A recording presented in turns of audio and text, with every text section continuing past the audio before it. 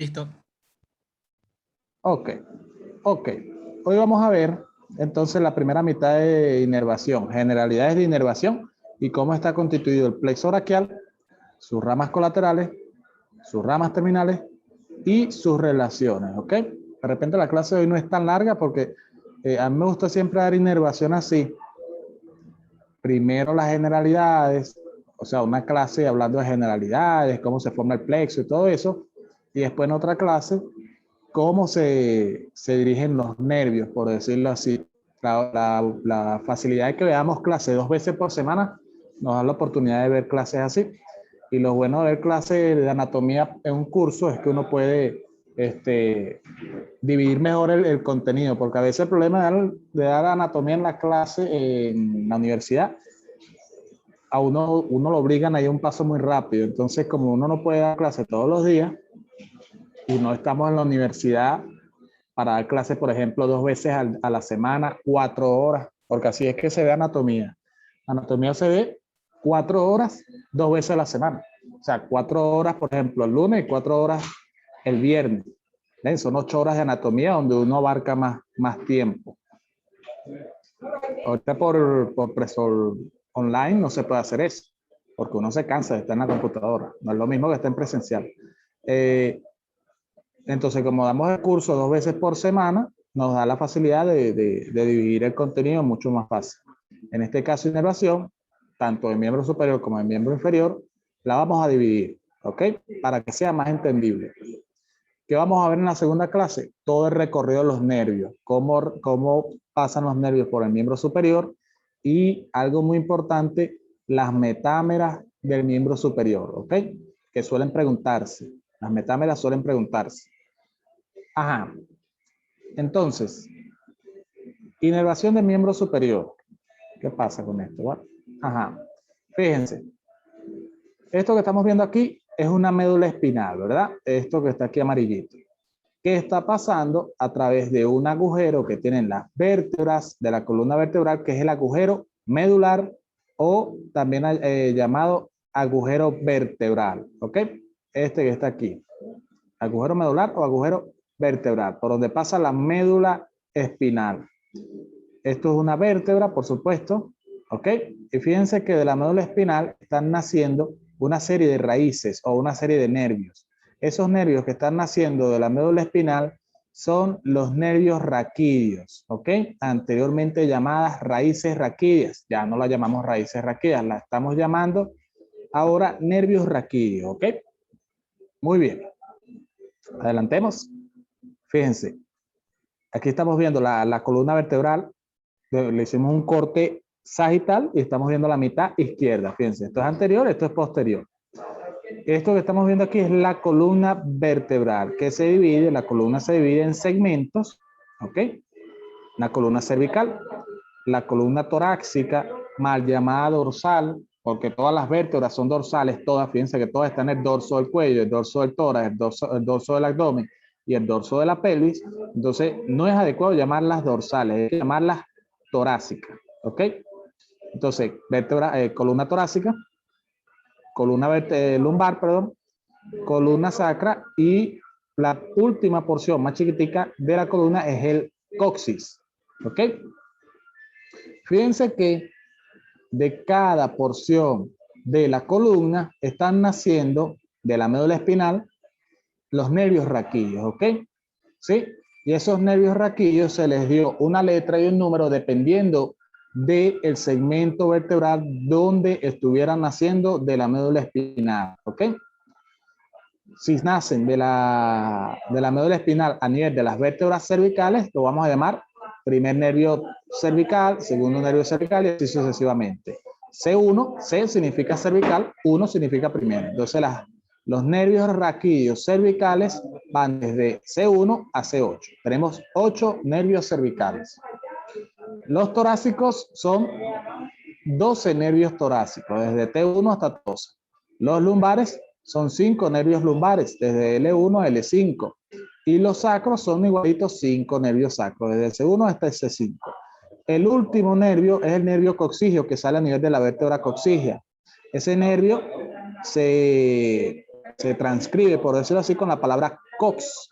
¿Ok? Cox significa coxigio, nervio raquídeo coxigio. ¿Ok? ¿Por qué hay por qué hay 8 nervios cervicales en lugar de 7 como son las vértebras? Pues nosotros tenemos 7 vértebras cervicales, no 8. ¿Qué es lo que ocurre? Los nervios cervicales se encuentran realmente en los espacios ubicados entre 2 vértebras, ¿ok? Pero los nervios raquídeos no inician por debajo de la primera vértebra cervical, sino que inician por debajo del occipital, ¿ok? Entonces tenemos, fíjense, por debajo del occipital el primer nervio. 1, 2, 3, 4, 5, 6, 7 y 8. ¿Por qué? Porque tenemos un nervio extra que están haciendo por debajo del occipital. Por eso es que tenemos 8 nervios cervicales en lugar de 7. ¿Me entendieron? Sí. Ajá. Fíjense, supongamos ahora que agarramos la médula espinal, le hacemos un corte transversal y lo estamos viendo desde arriba. Estamos viendo la mitad inferior de la médula. La médula es más o menos algo así. Esto es un esquema, por supuesto, pero es más o menos algo así. La médula tiene una sustancia periférica que es la sustancia blanca, ¿verdad? Que corresponde a los axones de los nervios o de las neuronas que forman la médula espinal. Y una porción central que es la sustancia gris, ¿ok? La sustancia gris, fíjense que adopta la forma de una H, ¿ok? Por lo que va a tener una mitad derecha, esto es derecho, esto es izquierdo, esto es anterior y esto es posterior. La médula espinal, la sustancia gris de la médula espinal va a tener una mitad derecha y una mitad izquierda y una parte media que las une, ¿ok? O porción media de la sustancia gris. Las mitades, tanto izquierda como derecha, se van a dividir a su vez en una porción anterior y una porción posterior. Esas porciones las vamos a llamar astas, ¿ok? Asta anterior, asta posterior, de igual del lado izquierdo, asta anterior, asta posterior, ¿ok? ¿Por qué esto es importante? Porque de las astas van a nacer las ramas, tanto anteriores como posteriores, que forman los nervios raquídeos. Los nervios raquídeos están formados por 2 ramas. Una rama anterior que nace del asta anterior de la médula espinal y que corresponde a la rama motora del nervio raquídeo. El nervio raquídeo tiene, repito, 2 ramas. Una motora y una sensitiva, ¿ok? La rama motora del nervio raquídeo nace del asta anterior de la médula espinal, ¿ok? Y la rama sensitiva o rama posterior nace del asta posterior de la médula espinal, ¿ok?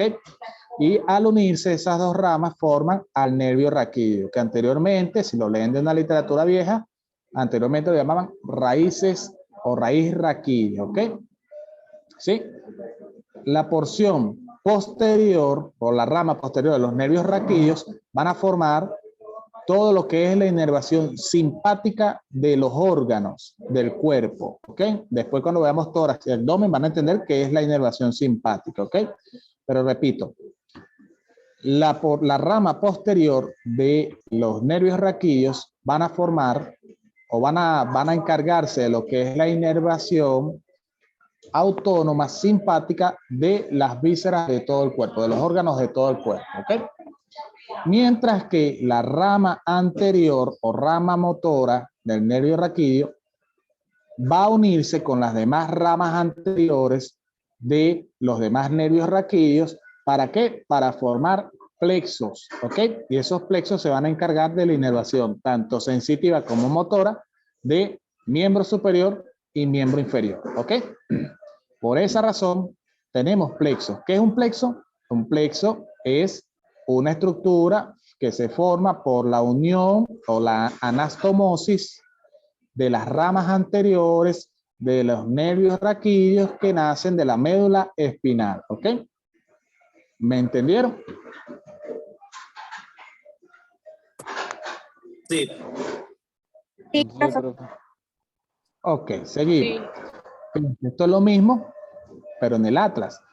Vean que por fuera está la médula, la sustancia blanca, y por dentro la sustancia gris, que fíjense que tiene, parece una H, tiene una porción media y tiene 2 brazos, un brazo izquierdo y un brazo derecho. Y estos brazos los vamos a dividir en una asta anterior y un asta posterior. Del asta anterior nace la rama anterior o rama motora. Y del asta posterior nace la rama sensitiva o rama posterior del nervio raquídeo. ¿Ok?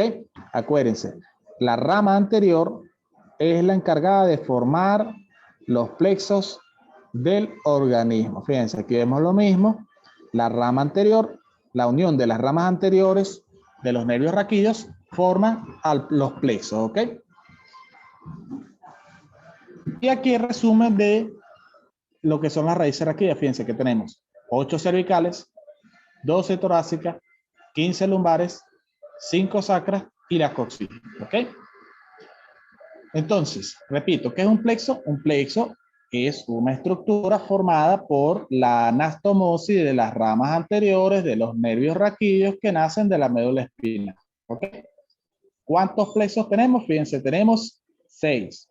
El plexo cervical, que se ve en cuello, el plexo braquial, que es el que vamos a ver hoy, el plexo lumbar, el plexo sacrococcigio y el plexo pudendo, que se encargan de la inervación del miembro inferior, y lo vamos a ver cuando damos miembro inferior. El plexo lumbar y el plexo sacro anteriormente se describían juntos y lo llamaban plexo lumbosacro. Hoy en día ya no lo llaman plexo lumbosacro, simplemente lo que ocurre es que el plexo lumbar y el plexo sacro se encuentran unidos por un tronco llamado tronco lumbosacro. De ahí es que nace el nombre de plexo lumbosacro. ¿Ok? Muy bien. Entonces llegamos a cómo va a estar constituido el plexo braquial. Fíjense que el plexo braquial, repito, si usted le pregunta, ¿cómo podemos definir al plexo braquial? El braquial lo vamos a definir como una estructura que se forma por la anastomosis de las ramas anteriores de los nervios raquídeos que nacen de la médula espinal a nivel de C5, C6, C7, C8 y T1. ¿Ok? ¿Hasta aquí me entienden? ¿Seguro? ¿Seguro? Sí, profe. Sí. Ok. Muy bien. Entonces, ¿cómo va a estar constituido el plexo braquial? Fíjense, presten atención. Esto es un esquema, ¿no? Pero imaginemos que esto es lateral, esto aquí arriba, y esto aquí abajo es medial. Lateral, medial. Externo, interno. El plexo braquial está constituido por una estructura anterior y una estructura posterior. Vamos a ver primero la estructura anterior y luego vemos la estructura posterior. Y después vemos el atlas para que vean que es sumamente sencillo. Este plexo es la mamá de las facilidades. Esto es fácil. Ajá, fíjense. ¿Qué es lo primero que ocurre? Lo primero que vamos a ver es que C5 se va a unir con C6 y la unión de estos va a formar el primer tronco primario. Primer tronco primario o tronco primario, tronco primario superior. C7 solito va a formar el segundo tronco primario o tronco primario medio. Y C8 se va a unir con T1 para formar al tronco primario, al tercer tronco primario o tronco primario inferior. Fíjense, tronco primario superior, medio e inferior. ¿Ok? Ajá, ¿qué ocurre después? Lo que ocurre después es que el primer tronco primario superior, se va a unir con el segundo tronco primario o tronco primario medio. Y el tronco primario medio se va a unir con el tronco primario inferior. ¿Ok? Y de esta forma se van a formar el tronco secundario lateral y el tronco secundario medial. Repito, el primer tronco primario o tronco primario superior se va a unir con el tronco primario medio, ¿ok? Para formar al tronco secundario lateral. Acuérdense que esto es lateral y esto es medial. Tronco secundario lateral. El tronco primario medio se va a unir con el tronco primario inferior y van a formar al tronco secundario medial. Entonces tenemos dos troncos secundarios, uno lateral y uno medial. Acuérdense que estamos viendo anterior, estamos viendo la parte anterior. Después vamos a ver la parte posterior. ¿Qué va a pasar con estos troncos secundarios? Fíjense, el tronco secundario lateral va a dar por sí solo a una de las tres ramas terminales anteriores del plexo braquial, que es el nervio músculo cutáneo. ¿Ok? Muy bien, nervio músculo cutáneo. El tronco secundario lateral se va a unir con el tronco secundario medial y la unión de esto va a formar al nervio mediano, segunda rama terminal anterior del plexo braquial. Y por último, el tronco secundario medial por sí solo va a dar a la otra rama terminal, que es el nervio cubital. Fíjense, y aquí tenemos las tres ramas terminales anteriores del plexo braquial: nervio músculo cutáneo, nervio mediano, nervio cubital. ¿Ok? Nervio músculo cutáneo, nervio mediano, nervio cubital. ¿Ok? Ramas anteriores. Muy bien. Y esto es lo que constituye la porción anterior del plexo braquial. Vamos ahora con la porción posterior. Fíjense. En la parte posterior, al principio ocurre lo mismo. ¿Ok? Tenemos al primer tronco primario o tronco primario superior, al tronco primario medio y el tronco primario inferior. Pero, ¿qué es lo que va a ocurrir con estos tres troncos? Estos se van a unir. ¿Ok? Se van a unir, fíjense, los tres se unen. Y al unirse los tres van a formar al tronco secundario posterior, que es ese amiguito que vemos ahí atrás. Repito, se unen los tres troncos primarios y se forma el tronco secundario posterior. ¿Ok? Y ese tronco secundario posterior va a dar las dos ramas posteriores del plexo braquial. ¿Ok? Repito, el tronco secundario posterior va a dar las dos ramas terminales posteriores del plexo braquial, que son el nervio circunflejo o también llamado nervio axilar y el nervio radial. Y aquí tenemos las 5 ramas terminales del plexo braquial que ustedes no se les puede olvidar, ¿ok? Nervio circunflejo, nervio radial, nervio músculo cutáneo, nervio mediano y nervio cubital, ¿ok? Muy bien. ¿Me entendieron? ¿Me entendieron hasta acá? Sí, profe, bastante bien. Ok. Muy bien. Vamos ahora a ver las ramas colaterales del plexo braquial. El plexo braquial tiene ramas colaterales anteriores, ramas colaterales posteriores. ¿Ok? Las ramas colaterales anteriores, ¿cuáles van a ser? Fíjense, van a ser primero, ¿qué pasa? Bueno, esta ramita que está aquí, que es el nervio braquial cutáneo y su accesorio, que hay que decir una particularidad con respecto a este nervio. Hay muchas literaturas, por ejemplo, el Latarjet, que considera que este nervio es una rama terminal, ¿ok? De manera que es válido decirle de las dos formas, como una rama terminal que nace del tronco secundario medial o como una rama colateral. Como yo lo leí de Rubier, lo coloco como una rama colateral, pero puede ser considerado también una rama terminal. Importante el nervio braquial cutáneo y su accesorio porque van a formar parte de las metámeras del miembro superior. Ya vamos a ver qué es una metámera. Ok, ¿cuáles son las otras ramas colaterales anteriores del plexo braquial? Fíjense, tenemos al nervio subclavio que va a inervar a su propio músculo. ¿Cuál músculo? Al músculo subclavio. Luego tenemos la rama superior del nervio subescapular que obviamente va a inervar al músculo subescapular y también va a inervar a lo que son los supra e infraespinosos, músculos supra e infraespinosos. Y la otra rama colateral anterior es la rama llamada haces del pectoral. ¿Ok? Los haces del pectoral van a encargarse de la inervación del pectoral mayor y el pectoral menor. ¿Ok? Y estas son las 4 ramas colaterales anteriores del plexo braquial. En cuanto a las posteriores, son 3 igualitos. Bueno, en este caso son 3. ¿Cuáles son? Son el nervio del dorsal ancho, que va a inervar al músculo dorsal ancho, el nervio del redondo menor, que va a inervar al músculo redondo menor, y el nervio o ramo inferior del nervio subescapular. ¿Ok?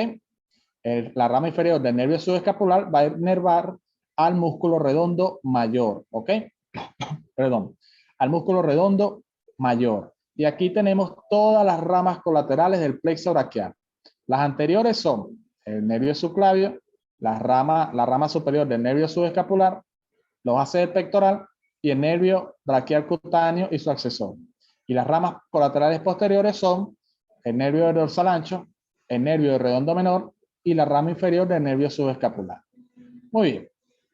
Y aquí tenemos en resumen entonces cuáles son las ramas que nacen del plexo braquial. Las ramas terminales son 5, 3 anteriores y 2 posteriores. Las anteriores son el nervio músculo cutáneo, el nervio mediano y el nervio cubital. Y las ramas posteriores son el nervio radial y el nervio circunflejo o también llamado nervio axilar. Y las ramas colaterales, fíjense, van a ser el braquial cutáneo y su accesorio, los hace el pectoral, el nervio subclavio, los ramos superior e inferior del nervio subescapular, el nervio dorsal ancho y el nervio redondo mayor. ¿Ok? Muy bien. ¿Alguna pregunta hasta acá? No, solo cómo podría yo dañarme el plexo braquial o ocasionar un daño. ¿Cómo? ¿Cómo podría yo ocasionar un daño al plexo braquial? ¿Cómo lo podría dañar? Bueno, dañando la médula espinal, principalmente. Paciente que tenga, vamos a suponer, paciente que va en el carro, va manejando un carro y choca. Y justamente el traumatismo lo lleva a nivel de las vértebras cervicales C5, C6 o C7, o se lo lleva a nivel de la primera vértebra torácica. Al haber lesión de las vértebras a ese nivel, hay lesión de la médula espinal. Y al haber lesión de la médula espinal, hay lesión a su vez de los nervios raquídeos. Y si los nervios raquídeos se lesionan, entonces termina alterándose el plexo braquial. ¿Ok? Otra forma, obviamente, es lesionar los troncos del plexo braquial, pero en ese caso sería ya un traumatismo tipo, no sé, que se pongan a pelear y una persona saque una navaja y le dé una puñalada a una persona justamente en la región donde se ubica el plexo braquial, que ya lo vamos a ver. Esas son las dos razones por las cuales un paciente podría presentar lesión del plexo braquial. ¿Ok? ¿Sí? ¿Se me entendió? ¿Se me entendió? Sí, yo vi una serie que uno de los médicos se lesionó por una bala, un tiro, una broma esa de arma de fuego. Nada. Entonces, También. bueno. Ajá, hay patologías, por ejemplo, la polio, que altera la funcionabilidad nerviosa de los miembros, sobre todo de los nervios del plexo braquial. Pero bueno, eso ya es un caso, o sea, la polio no es tan frecuente ya por el tema de la vacunación. Pero bueno, es un caso en el que el plexo braquial se podría, alterar sin necesidad de un traumatismo. Es el único caso que yo recuerdo así. ¿Ok? ¿Alguna otra pregunta hasta aquí? Yo tengo una pregunta. La línea el nervio colateral que sale del plexo posterior, ¿va a ser en una sola parte donde va a surgir o van a ver? Eso yo lo puse de esquema. Pero, o sea, todos nacen del tronco posterior, ¿verdad? Del tronco secundario posterior. Pero por supuesto nacen a varios niveles, ¿ok? Porque como los músculos no están al mismo nivel, ellos nacen a varios niveles. Pero lo puse del mismo sitio para que se entienda que nacen todos del tronco secundario posterior. ¿Estamos claros? Ah, ok, profesor, gracias. Sí. Ok. Y por ejemplo, una persona podría soltarse los plexos, es decir, por un movimiento o algo por el estilo. Sí.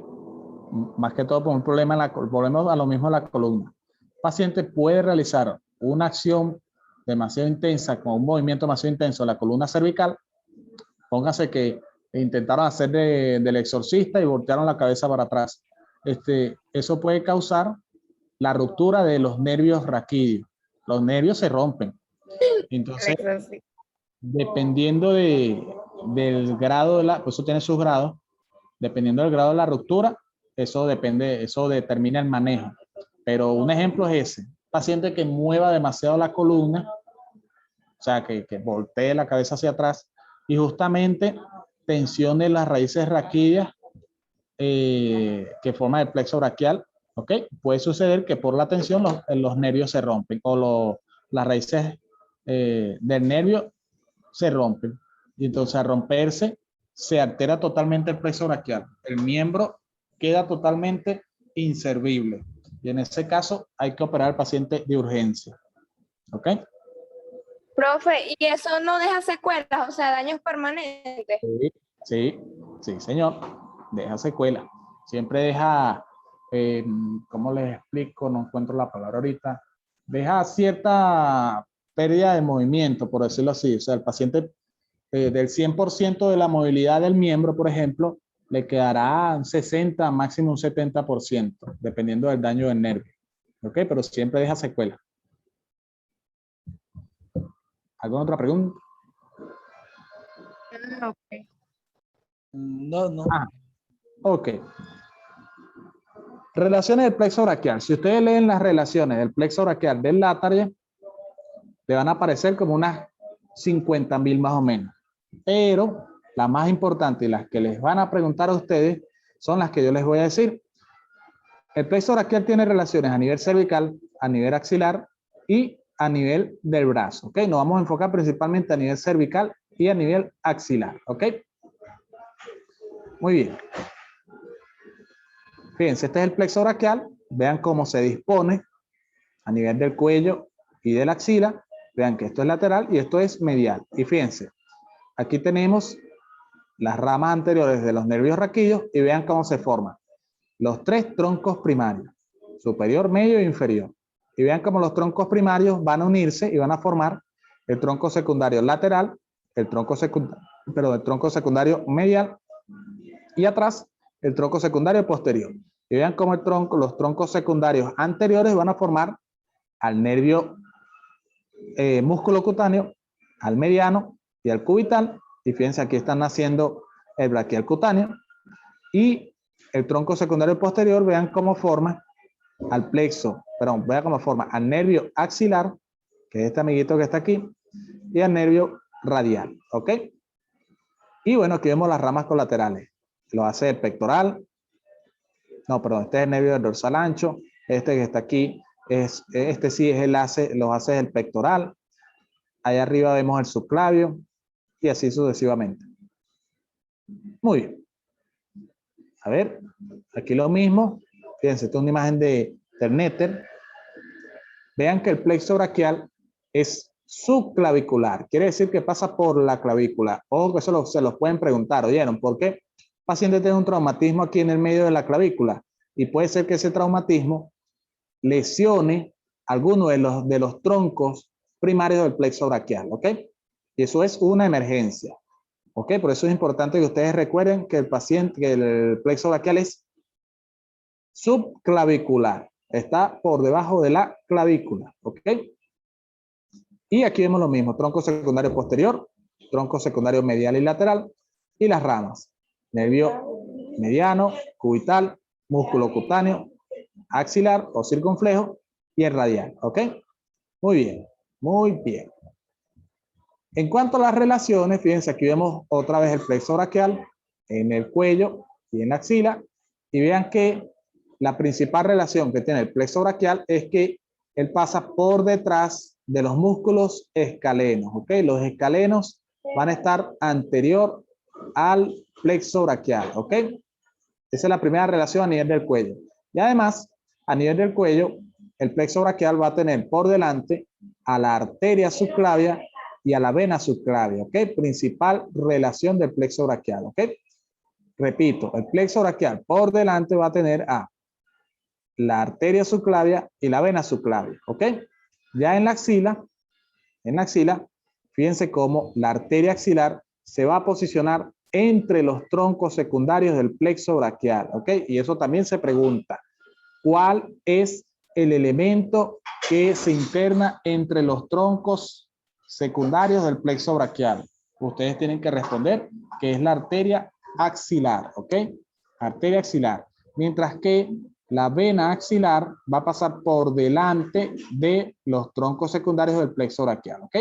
La arteria pasa entre los troncos y la vena pasa por delante, ¿ok?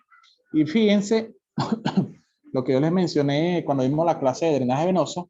Esto que estamos viendo aquí es el surco deltopectoral, un surco ubicado entre el deltoides y el músculo pectoral mayor. por ahí va a transcurrir la vena humeral superficial o vena braquial superficial, que va a perforar al pectoral menor y va a drenar a la vena axilar, ¿ok? Cuando las dos venas se unen, se forma la vena subclavia, ¿ok? Muy bien. Y nos queda decir que es un dermatoma. Un dermatoma, esto es importante, siempre es la pregunta que le hacen a uno cuando uno ve neurología y joden a todo el mundo. A todo el mundo. Yo recuerdo cuando nosotros nos hicieron esta pregunta y solo un compañero y yo la respondimos y todo el mundo, ¿y ustedes cómo sabían eso? Yo, bueno, nos lo dieron en anatomía. Esto, por suerte, me lo dieron en anatomía a mí. Y el profesor que nos daba anatomía era muy fastidioso con este tema de los dermatomas. Entonces, fíjense, ¿qué es un dermatoma? El dermatoma en algunas literaturas le va a aparecer también como una metámera, ¿ok? Y esa metámera o dermatoma corresponde a un área del organismo que es inervada por un solo nervio, ¿ok? Repito, un dermatoma corresponde a un área del organismo que está inervada por un solo nervio, ¿ok? Normalmente ese dermatoma, normalmente no, lo vamos a encontrar siempre en la piel. La piel, cada región de la piel es inervada por un solo nervio, ¿ok? Conformando los dermatomas. ¿Por qué esto es importante? ¿Por qué?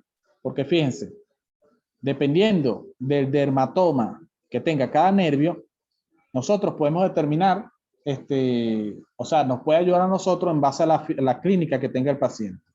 Por ejemplo, vamos a suponer que el nervio, no sé, el nervio musculocutáneo inerva o forma el dermatoma de la cara interna del antebrazo.